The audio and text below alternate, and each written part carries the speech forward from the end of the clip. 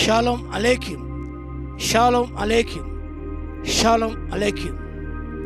Topic for today is the empty tomb of Jesus Christ. Empty tomb. లేఖన భాగం ధ్యానం చేద్దాం. పరిశుద్ధ మార్కు రాసిన సువార్త 16వ అధ్యాయం 6వ వచనం. The Gospel according to St. Mark chapter 16 verse 6. అందుకతడు కలవరపడకుడి, సిలువ వేయబడిన నజరేయుడగు యేసుని మీరు వెతుకుతున్నారు. ఆయన లేచి ఉన్నాడు, ఇక్కడ లేడు. వారు ఆయన ఉంచే స్థలము చూడుడి, వారు ఆయన ఉంచే స్థలము చూడుడి. ఈ లేఖ మనం గమనిస్తే Jesus Christ tomb was empty. వారు నారబట్టలతో ఆయన దేహాన్ని చుట్టి సుగంధమైన పూసి ఆయన సమాధిలో ఉంచారు. యేసుని దేవుడు లేపాడు, ఆ సమాధిలో లేడు. The empty tomb.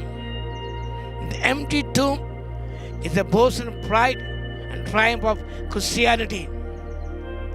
క్రైస్తవిక అతిశయము, విజయము ఇదనగా ఖాళీ సమాధి. Empty tomb, empty tomb is not here. సజీవుల వాడిని ఎందుకు మృతులు వెతుకుతున్నారు? Is not in the tomb, is risen. ఆయన లేచి ఉన్నాడు. Death could not hold him. The grave could not hold him. సమాధి ఆయన బంధించలేకపోయింది. మన భేదం తొలగించి దేవుడు యేసయ్య లేపాడు. ఈ ఖాళీ సమాధి. The tomb was empty. God's promise that he is going to renew the material world. ఖాళీ సమాధి. ప్రభు లేచాడు ఎందుకనగా దేనికి వాగ్దానం? సమస్త నూతనంగా చేయబోతున్నాడు ఆయన. God wants to renew the material world. భౌతికమైన ఈ లోకమును ప్రతి మానవుని పునఃస్థాపించిన కొరకు ఆయన లేచి ఉన్నాడు. That's why his tomb was empty.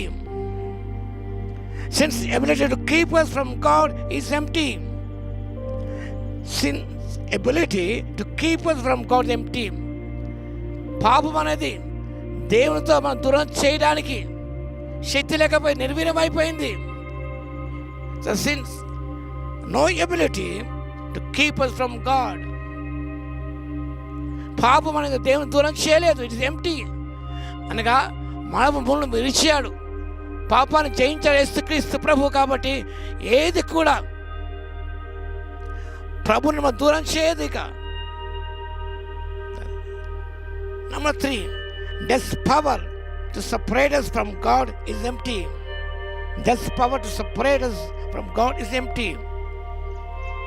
Anything in this world that try to keep us from knowing the love of Christ is empty. మరణమైన జీవమైన ఏది కూడా యేసే ప్రేమ నుండి ఇంకెడ పాపం నేరవు. మరణాన్ని యేసే నిరర్థకం చేశాడు. జీవాన్ని, అక్షతను సువార్త వలన వెలుగులో తీసుకుని వచ్చాడు.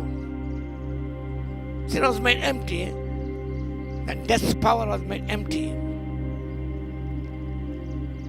The empty tomb, ఖాళీ సమాధి. ప్రపంచంలో యేసే సమాధి మాత్రమే ఖాళీ సమాధి. లోకానికి సాక్షిగా నిలిచి ఉన్నది. Is alive, is alive, is alive. ఆయన జీవిస్తున్న దేవుడు ఆయన. ఆ ప్రభు నుండి ఏ శక్తి కూడా, ఉన్నవైన రాబోయే అయినా కూడా ఏది కూడా వేరు చేయజాలదు. ప్రకృతి శక్తులు కానివ్వండి, అంధకార శక్తులు కానివ్వండి, యేసయ్య నుండి ఏది దూరం చేయవు. అవి శక్తిహీనంగా అయిపోయావి. ఇక they became powerless by the resurrection of Christ. క్రీస్తు యొక్క వృత్తాంతర అవన్నీ కూడా శక్తిహీనమైపోయాయి. సాతాను శక్తిహీనమైపోయాడు, వాడు ఓడిపోయాడు.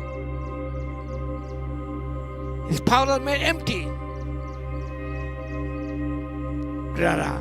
ఖాళీ సమాధి యేసయ్యది. కాబట్టి యేసయ్య నీళ్ళనాలో జీవిస్తున్నాడు. ఆయన నీళ్ళనా జీవించినట్టయితే నిజముగా మన శక్తిమంతులమే. యేసయ్య నుండి ఏది కూడా దూరం చేయలేదు. కాబట్టి ప్రియులారా, ఈ సత్యాన్ని గమనించుకొని ఎవరు కూడా యేసు నుండి ఏది కూడా దూరం చేయలేదు. కాబట్టి మనం యేసులో అంటుకట్టబడి ఉన్నాం. That is inseparable union with Christ. యోహాను సువార్త 15వ అధ్యాయం ద్రాక్షబలి తీగలో మన ప్రభువులు అంటుకట్టబడి ఉన్నాము. కాబట్టి ఎవరు కూడా వేరు చేయలేరు. ఇక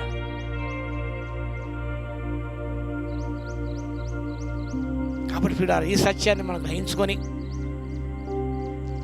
ప్రభు సమాధులు లేడు. ఆయన we are not worshipping a dead God, we are worshipping a living Christ, a resurrected Christ. We are proclaiming or propagating the resurrected Christ to the whole world. మా ప్రభు సమాధి లేడు, మనము జయించి మృత్యుని తిరిగి లేచాడు. ఆయన అనేకులు కనిపించాడు. ఒకేసారి 500 మంది కనిపించాడు. గొప్ప దేవుడు ఆయన. అదే మన అతిశయం, అదే మన విజయం. సమాధి విజయం పొందినవాడు యేసుక్రీస్తు ప్రభు. మరణం మీద విజయం పొందినవాడు యేసుక్రీస్తు ప్రభు. పాపం మీద విజయం పొందినవాడు యేసుక్రీస్తు ప్రభు. మనము కూడా అన్ని విషయాలు కూడా విజయాన్ని పొందగలం ఆయన కృప ద్వారా. కాబట్టి అలాంటి విజయాలు పొందుకోవడానికి పరిశుద్ధాత్మ దేవుడు శక్తిని దయచేయును గాక. ఆమేన్. ప్రార్థన చేద్దాం. మహాగణ మహోన్నతుల యేసయ్య మీకు స్తోత్రాలు తండ్రి. ఖాళీ సమాధి ఈ లోకానికి ప్రభువా ఒక ప్రతీకగా నిలిచి ఉన్నది.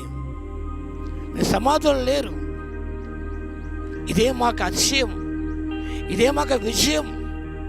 కాబట్టి మీకు స్తోత్రాలు చెల్లిస్తాం నాయన. మీ ప్రేమను ఏది దూరం చేయమని గ్రహించుకొని మా తండ్రి, మీ శక్తిని పొందుకొని నా దేవుడు సమాధులు జీవిస్తున్న దేవుడు, పునరుత్థాన దేవుడు అంటూ సాక్ష్యం ఇస్తూ ముందుకు సాగిపోవడానికి మీ శక్తిని దయచేవలసిగా విజ్ఞాపన చేస్తూ యేసయ్య నామమున ప్రార్థించి వేడుకొస్తున్నాము తండ్రి. ఆమేన్. మన తండ్రి అయిన దేవుని యొక్క ప్రేమయు, మన ప్రభువును రక్షకుడైన యేసుక్రీస్తు యొక్క కృపయు, పరిశుద్ధాత్మ యొక్క అన్యోన్య సహవాసము మనందరికి సదాకాలము తోడై ఉండును గాక. ఆమేన్.